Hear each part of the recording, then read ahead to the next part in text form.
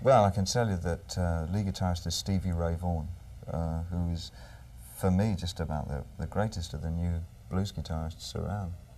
I saw him working in a jazz concert in Europe, and he was like second on the bill or something, and he just, this little kid from Austin, Texas, came out and just played some of the most devastating city rhythm and blues I've heard in years. It was great.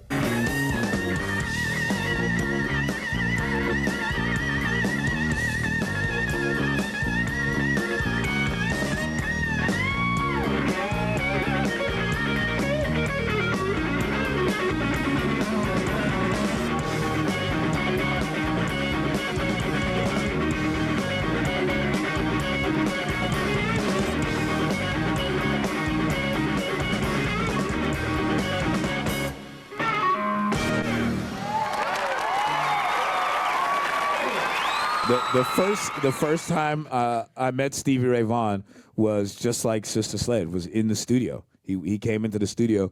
Remember how earlier I said that I'm responsible for the food as a record producer? So Stevie Ray Vaughan comes into the studio. David is making this album on his own dime, right? He's paying for everything so that we don't waste time and take too long of a break. All the musicians order their food at the beginning of the day so that when we take our break, we can just eat our food and then go back to recording. So the first day Stevie Ray walks in, we're all putting in our orders, and Stevie says, no, I'll treat everybody to food tomorrow. And he calls a barbecue joint down in Texas and has the food, Federal Express or whatever they had, whatever service they had at that time, and had it sent to the recording studio the next day. And I thought, man, this dude is the real deal. I think it was called Sam's Barbecue, and it came from Texas. And for many years to come, we had the calendar hung up on the wall in the power station.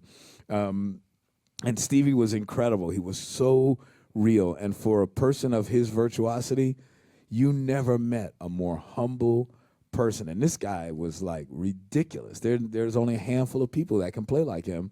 But I don't know if you remember, I mean, I'm not sure, Rich, if you were around when Stevie Ray had to go do a gig with the Isley Brothers, and he was terrified because at that time, you know, the Isley Brothers said, "Who's that lady out?" and stuff like that. My man was like, and he was like, oh man, I gotta go play with them. And I was like going, Stevie, trust me, you're gonna be fine, man.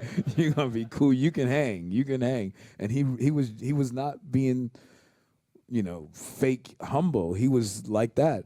When we made the album Family Style, which is his only recording with his brother, which he never got a chance to hear because he died before we finished. I cannot tell you how charming, how sweet, how genuinely magnanimous and giving he was. He was so open to learning. You know, when we were doing songs like Long, Long Way From Home, remember that, with the flashcards and stuff like that, going to different keys, and he was so amazed that we recorded his guitar track, and then we had sampled it into the synclavier, and I think either Rich played a note or I played a note, and Steve went, "Whoa, what was that?" I was like, "That's your guitar solo." Holy cow, I can move it from here to here. I was like, whoa, man. And it, you know, it's just like, he was like a child who was a genius. It was just that, you know, I can't say enough great stuff about him because there's only a handful of people that I've ever met in my life that have been that incredible and that cool.